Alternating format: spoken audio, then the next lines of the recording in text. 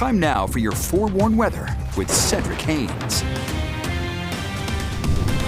All right, happy Friday, everyone. We've almost made it through the weekend. Just got to get through our Friday. And, of course, our Friday morning, probably the most impacts there for you as we go throughout the day in terms of the weather. Now, the falling snow has come to an end, so that's great news, except for the mountains. And that's where we still have our traction laws in effect. That does include Big Cottonwood, Little Cottonwood, heading over towards State Route 14 from Cedar down towards the Long Valley area, the Parowan over to Panguitch area on State Route 143, and Parley's Canyon, particularly eastbound there, we are dealing with some of those traction restrictions. So be aware of that. Now, we had snow not only in the mountains, but also in the valleys yesterday. In fact, yesterday afternoon, we saw that rain quickly flip over to some heavy wet snow there. Thanks, Mark, for sending this in. This was near the Cedar City area, and look at the size of those snowflakes there. We're talking $half size snowflakes coming down.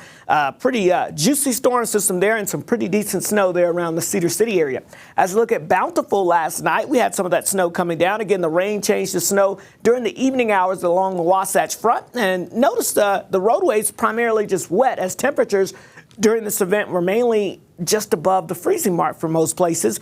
But you can see that snow was piling up there on the sides of the streets. And then as you get up onto the sidewalks and the yards. Here's another view from Cache Valley, and you can see we had that rain, that cold front come through, and then all of a sudden it went from green to white down there as we look towards the winter wonderland there in Cache Valley during the evening hours. Outside of Ensign Peak, live view right now showing us here fairly quiet conditions as we look over the Salt Lake Valley. But off into the distance, you can see, we still have some mountain snow showers still coming down. And that'll be the case here off and on as we go throughout the morning hours. So be aware of that. Temperatures along the Wasatch Front primarily at or above freezing. As you get into the higher elevations, that's where you see those temperatures below freezing. So mainly wet roadways in the valleys, but you're dealing with snow-covered roadways, particularly in the mountains. But as we go throughout the day and the daylight hours start to kick in, I think we'll start to really melt a lot of that snow in the valleys here as we're going to be warming up into the 40s later today. So the radar is fairly quiet out there for most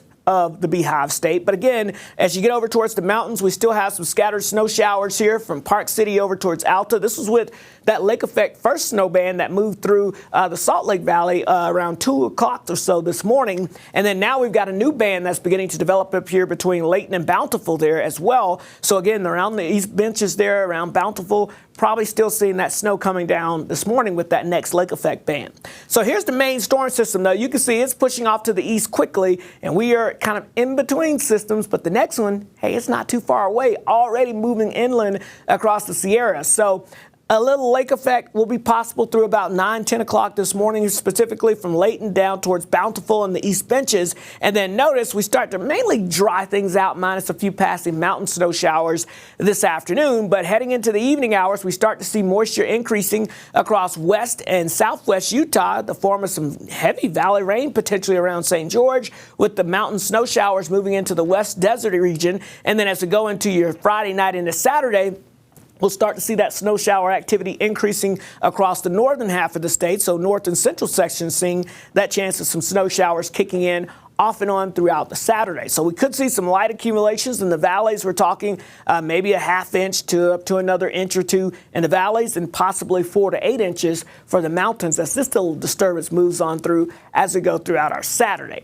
As we look at the precipitation chances, though, we've got, again, that next chance of precipitation tonight into Saturday. We'll get a little break on Sunday into Monday, and then late Monday into Tuesday, we have another spike in precipitation with potentially another statewide storm system. So we'll keep a close eye on that. Temperatures near freezing this morning along the Wasatch Front with some clouds. Will be below average by the afternoon with those mid-40s. A little bit of lake effect snow potentially this morning again around the Layton to Bountiful area. The southwest Utah temperatures climbing near 50 this afternoon with those scattered showers returning to the area. As we look at St. George, evening showers return today. Temperatures near 50, but the weekend looking pretty good. We're at 65 Sunday. How about 71 for St. Patrick's Day? And then cooler with rain returning by next Tuesday. The Wasatch Front, isolated showers today, but more snow showers heading into your Saturday.